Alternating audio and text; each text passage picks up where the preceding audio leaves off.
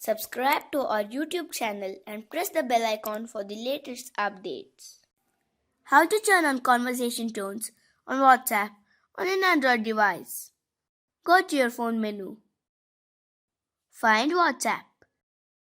Tap on the WhatsApp icon. Make sure that you are on the Chats tab. Tap on More Options, which is a three-touch icon located at the top right corner of the page. Tap on the Settings option. Tap on Notifications.